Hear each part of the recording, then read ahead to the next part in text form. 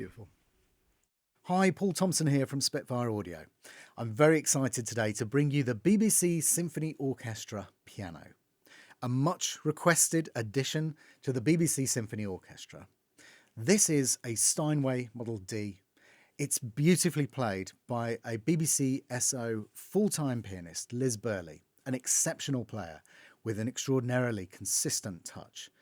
And it just brings that beautiful level of musicianship to the performance of the piano.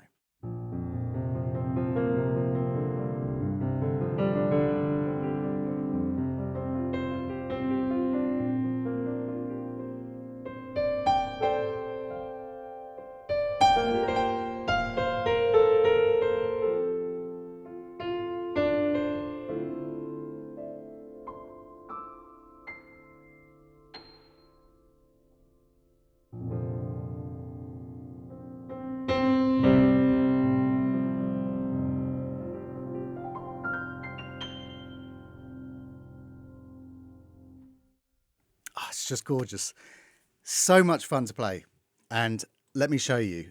We have the P-Mix 1, Piano Mix 1.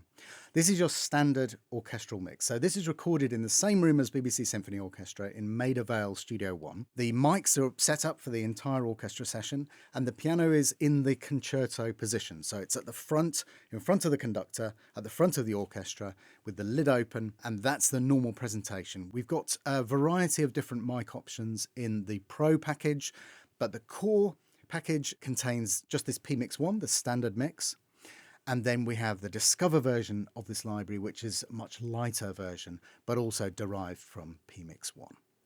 Now, where do we start? So there are a huge variety of miking options for you in the library. So you just heard P-Mix 1. Let me give you a bit of loud stuff.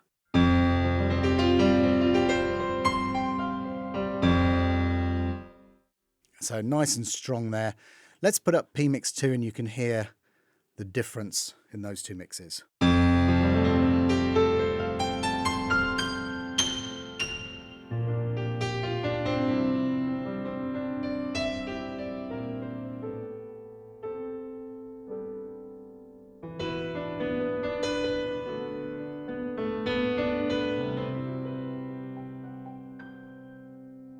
So you can hear it still has all of the dynamic range. It's still nice and punchy, but it has a slightly wider, in some ways slightly more cinematic sound, but it's designed to go with the second mix of the BBCSO library. So you have that slightly more standard orchestral classical mix of Mix 1, and then this slightly hyped Mix 2, the slightly more wider and more vibrant sounding mix.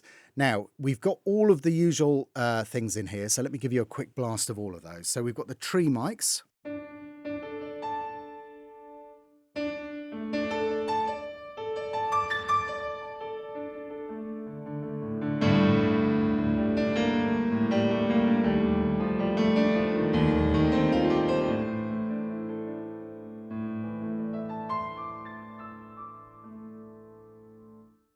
You've got your Outriggers, which are the way of extending the width of the sound of the tree, commonly just blended in with the tree to give you that nice wide filmic sound, but really nice to use on their own as well.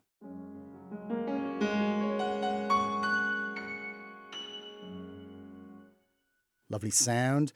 The most ambient sound of all.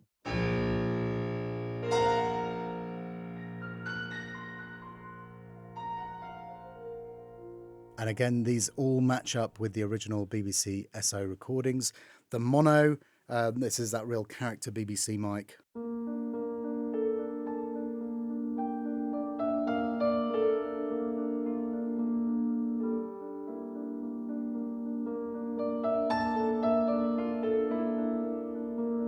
And you get the idea, it gives you that really lovely, evocative kind of vintage, dare I say, sound. We've got, I won't go through everything, we've got the sides and the balcony as well, and then if you flick forwards, you've got the same spill. This is a combined orchestral spill rather than the section spill that you get with the SO library. It makes more sense that way. And you've got the Atmos signals there as well. But let's dig into the close sound. It excels, obviously, as an orchestral piano library, but it is absolutely beautiful as a standalone library. Let's dig in. We've got 4 different piano signals from close to kind of intermediate. So this is these are Scherp's MK4s over the hammers, and they sound like this.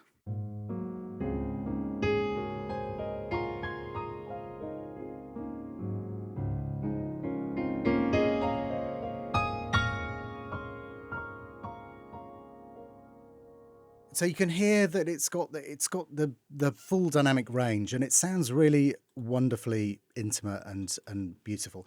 You've got an alternative close sound, which are these fabulous ribbons. It's actually a pair of Cole's 4038s, and then just mixed in at a low level of U87 in the middle. But that again,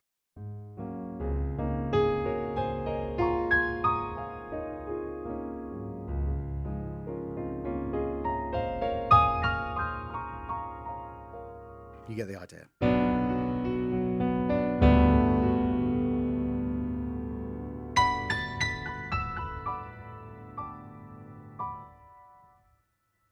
You know, nice wide dynamic range. You've got the beautiful kind of richness and width that you get with those ribbon mics. And then if we move slightly further out, we've got these superb mid mics.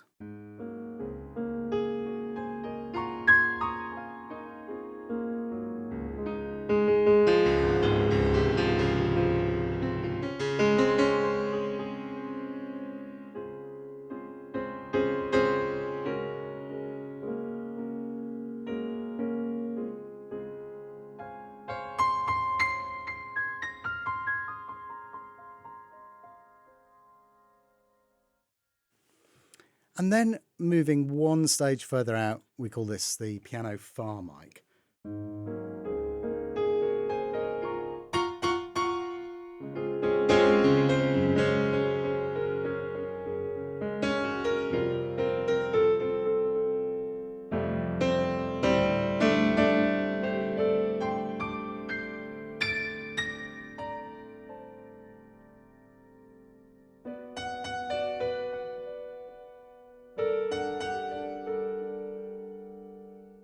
And between those, you can set up your own kind of balance. So we can get a little bit of the hammers.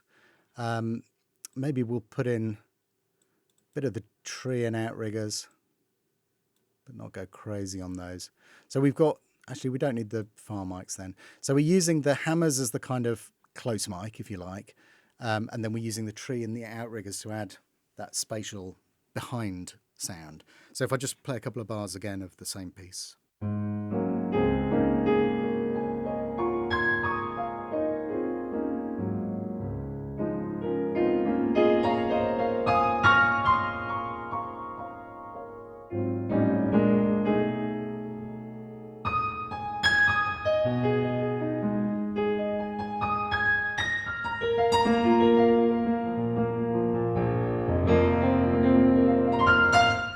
You get the idea. You've got that kind of spread of sound, and obviously the way that you change these, you know, if we pull those down a little bit and maybe swap to the ribbons, and we have the ribbons up a bit higher, then we can completely alter the character of the sound.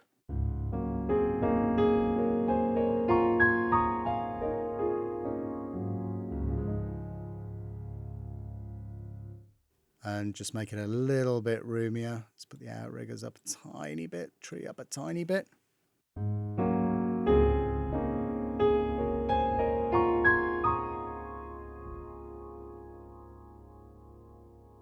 And more.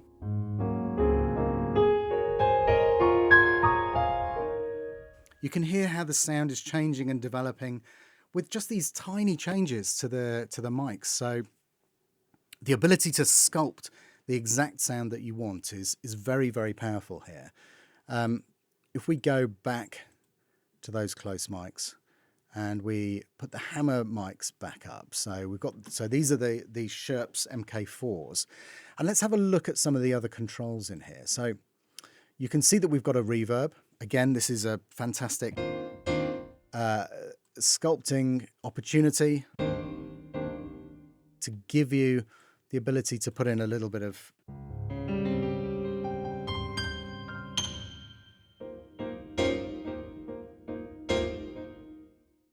we can just lose that and we can look at the pedal volume now. You can probably hear that. Let me turn it right up. And I could just boost the volume here so you can hear it really loud. You can look at it as a way of adding realism, but in a sense, it's adding a kind of hyper-realism. It allows you to sculpt the sound into something that maybe doesn't, it doesn't sound like in reality, or you'd stick an extra mic on the pedal to capture some more of that sound. And the other thing that I love is the hammer volume. This is the release volume. So if we just push down very softly.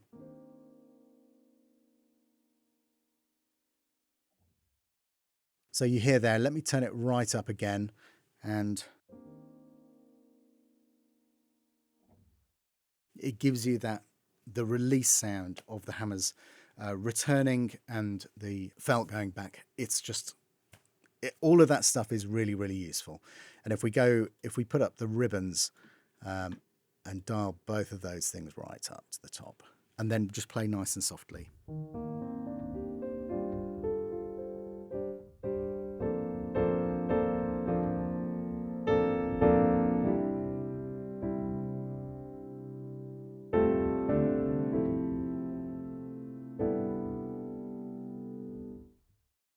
And just, it's not excessive, but it adds a beautiful texture to the sound. Now, if you look at these three dots up on the top right hand corner, we've got some extra controls here. We've got a variety of different velocity curves. So there's the shelf velocity. I'll show you what that does. So if I play,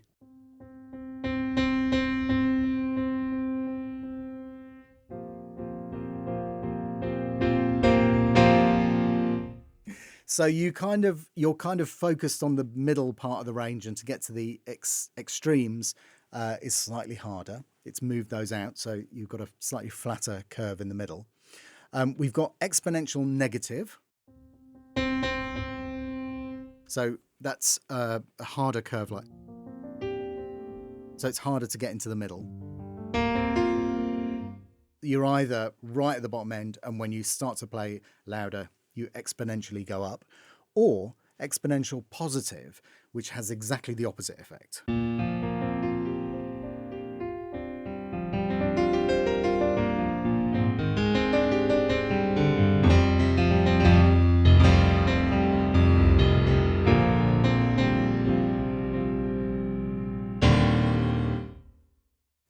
Which is great for when you want to do that really kind of vibrant ringing sound. It means that you're not wearing your fingers out. But I just prefer to leave it on linear velocity for most of the time. That's where I find the kind of the easiest playing, the most expected, as long as you know your keyboard. And actually, that's another thing that's quite an interesting thing. If you have a slightly compromised keybed that you're working with, this one doesn't. This lovely keyboard from Outriggers has a really lovely Fatar keybed in it. But if you are using a keyboard that has a slightly, inconsistent key response, then you can use these controls to just get you much closer to where you want to be, and it's just easier. But for a really solid keybed, this is where you want to be.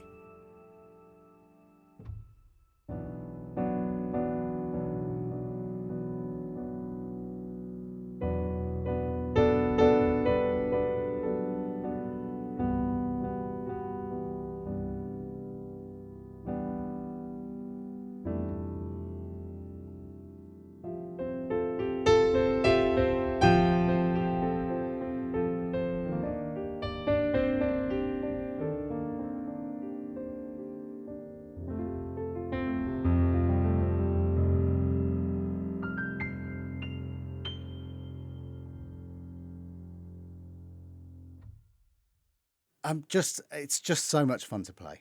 That's all I can say. You've got a huge variety of sound sculpting methodologies in there, lots and lots of different ways to absolutely nail the exact sound that you want, whether that is a piano that's sitting as part of the orchestra, especially if you're blending it with BBCSO, incredibly useful to have all of the same mics so you can immediately match what you're doing, but also to have this wide variety of options for the close and mid miking. So you can either get right intimately under the hood, or you can get that one step back so that as you hit the lid of the piano and the sound starts to come out towards you, you've got a little bit of distance to allow it to blend. And then that's a really lovely sound as well. Just pop that up here. I know I've got the pedal and hammers all turned up as well. So let me just turn those down a tiny bit now. There we go.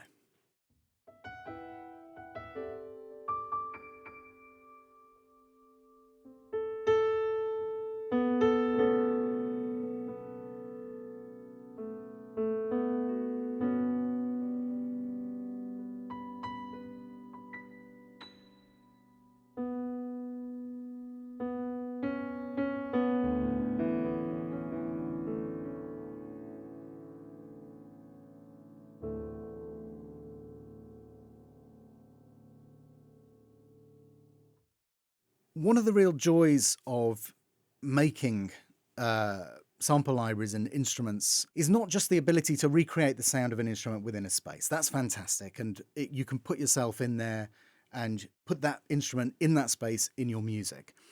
But there's a further connection as well that sometimes happens that just adds a certain amount of magic to it. And for me, playing this piano in this space has a tone that is so inspirational.